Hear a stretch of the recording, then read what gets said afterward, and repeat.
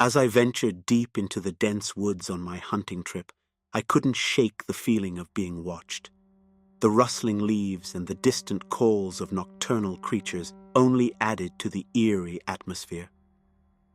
My name is Jake, and despite the chill creeping down my spine, I pressed forward, my rifle gripped tightly in hand. I am an avid hunter, so the eeriness of the forest was nothing new to me.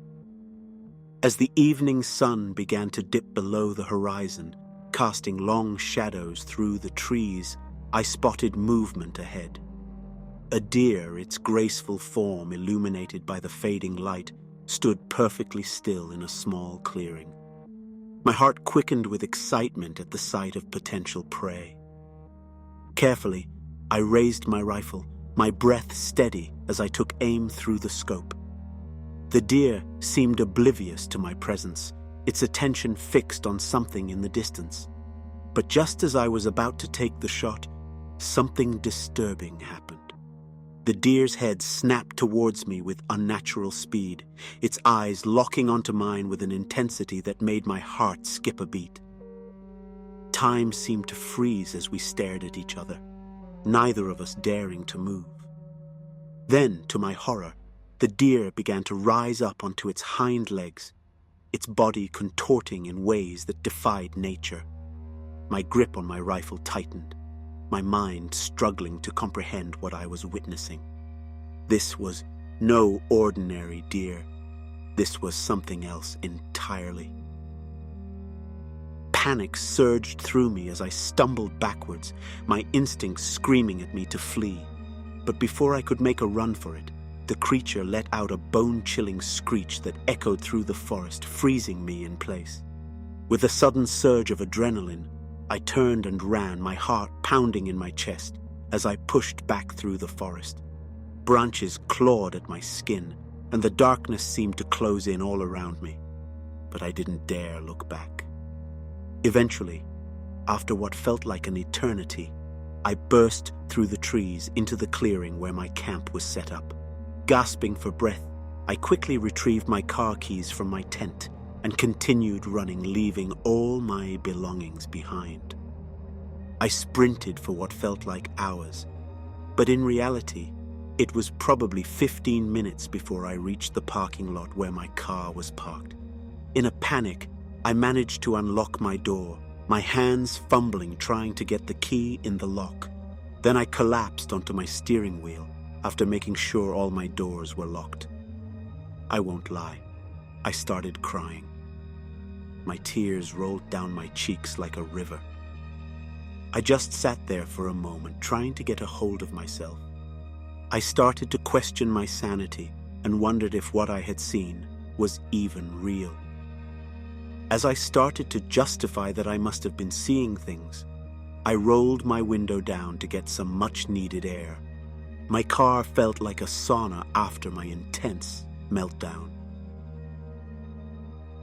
As the chilling night air crept into my car, cooling me down, I heard a gut-wrenching scream coming from the tree line.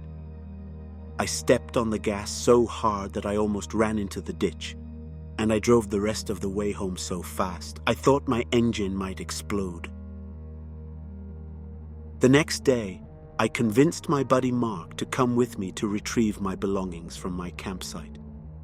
After walking for a while, we stumbled into the clearing where I had set up camp. The sight was haunting.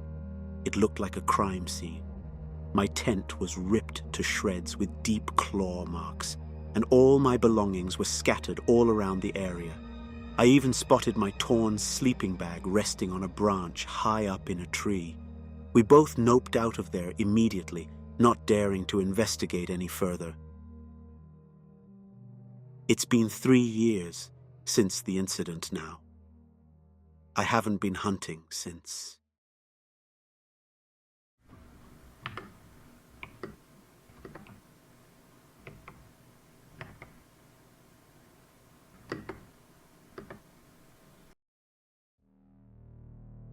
As I trudged through the dense underbrush of the forest, the afternoon sun cast long shadows across the ground.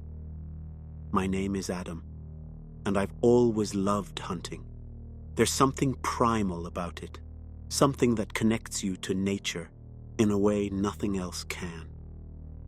But this trip was different. I had ventured deeper into these woods than ever before, following rumors of a massive buck that had been spotted by locals. The excitement of the hunt had me oblivious to the uneasiness slowly creeping over me. It wasn't until the sun dipped below the horizon that I realized how isolated I truly was. As darkness descended, the forest seemed to come alive with eerie noises. Twigs snapped underneath my feet, leaves rustled in the wind, and every now and then I swore I heard something moving just out of sight. I brushed it off as my imagination running wild, but deep down, I couldn't shake the feeling that I was being watched. I hunkered down in a makeshift blind, waiting patiently for my prey to appear.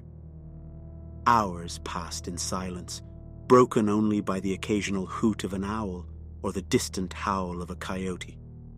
Then, just as I was about to give up hope, I saw it. A massive buck emerged from the trees, its antlers gleaming in the moonlight. My heart raced as I raised my rifle, taking careful aim. But before I could pull the trigger, the deer turned and bolted back into the forest, disappearing into the darkness.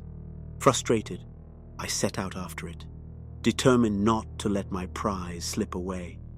But as I pushed deeper into the woods, the trees seemed to close in around me.